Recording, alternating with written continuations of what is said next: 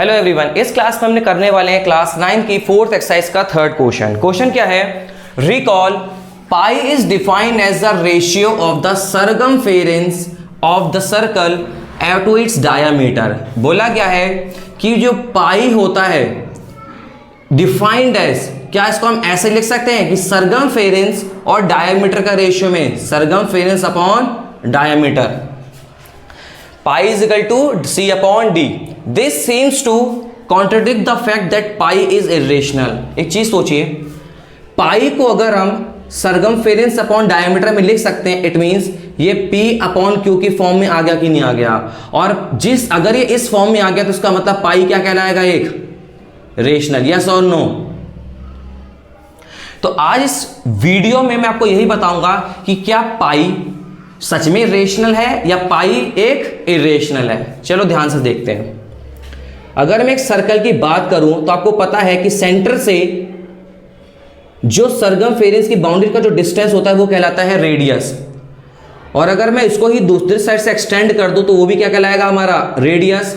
और total distance ए और B वो क्या कहलाता है? डायामीटर। इट मींस जो हमारा डायामीटर होता है वो दो रेडियस को मिलाने के बराबर होगा कि नहीं होगा? 2r के बराबर। क्लियर? अब चलिए देखते हैं। सरकमफेरेंस का फॉर्मूला होता है हमारा सर्कल का 2πr, और ट्वाइस ऑफ रेडियस हमें क्या मिल गया? डायामीटर। तो ट्वाइस ऑफ रेडियस में क्या लिख सकता हूं? पाई इंटू में डी, या तो मैं लिख सकता हूं पाई डी। अब यहां से अगर मैं पाई की वैल्यू निकालूं तो कितना आ जाएगा? Circumference upon diameter. अब एक चीज देखिए, पाई को मैंने सरकमफेरेंस अपॉन डायमीटर में लिख लिया। इसका मतलब यह है कि यह मेरा P अपॉन Q के फॉर्म में आ गया जो अभी बताया था। इसका मतलब है पाई तो हमारा क्या हो जाएगा? रेशनल। लेकिन एक चीज बताइए, बट हमने सोचा था और हमने पढ़ा भी था कि पाई एक इरेशनल है, तो यहां पर यह चीज इसके लिए फॉलो क्यों नहीं हो रही है? रीजन सुनिए, फिर से सुनिएगा। पाई को हमने C अपॉन D दिखाया, it means P upon Q के फॉर्म में, जिससे हमारा ये क्या हो जाना चाहिए था? रेशनल। बट पाई तो हमारा इरेशनल होता है, तो इसमें ये फॉलो क्यों नहीं हो रहा है? सुनिए ध्यान से, याद रखिएगा कि कभी भी जब हम सरकमफेरेंस और डायामीटर का रेशियो निकालेंगे, मतलब अगर आपने कोई भी डिस्टेंस यहां से कैलकुलेट करके पूरा यहां पर आओगे और यहां से लेके यहां तक का डिस्टेंस मेजर करोगे, तो याद रखना कि कभी भी आपको ये जो इसकी जो वैल्यू है कभी भी एक फिक्स्ड वैल्यू नहीं मिलेगी, हमेशा एक अप्रॉक्स वैल्यू मिलेगी, इरेशनल वैल्यू मिलेगी। इतना याद रखिएगा। मैंने क्या कहा?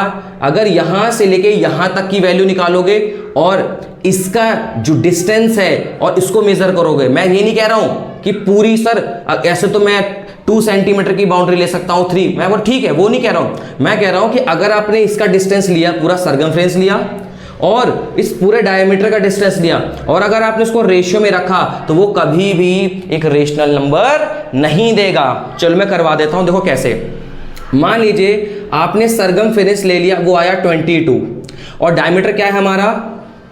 7। क्या है डायमीटर हमारा? 7। तो अगर मैं इसको डिवाइड करूंगा इस रेशियो में, तो 22 अपॉन 7 मेरा क्या कहलाता है? एक इरेशनल वैल्यू कहलाते हैं कि नहीं कहलाते? क्यों? जब उसे सॉल्व करोगे तो वो कभी हमारे पास एक्चुअल आंसर आएगा ही नहीं। फिर भी याद रखना, इसके अंदर भी अप्रोक्सीमेशन ही चलता है, ये एग्जैक्ट वैल्यू नहीं होती है। दैट्स वाई हमारा हमारी समरी क्या निकली कि जो रेशियो होगा वो कभी भी एक रेशनल वैल्यू नहीं होगी, वो हमेशा इरेशनल ही होगी। यही है हमारा आंसर। आशा करता हूं आपको ये वीडियो अच्छी लगी होगी। अगर अच्छी लगी होगी तो आप कमेंट करिएगा, और कोई भी डाउट हो आप मुझसे पूछ सकते हैं। आज के लिए इतना ही। Thank you.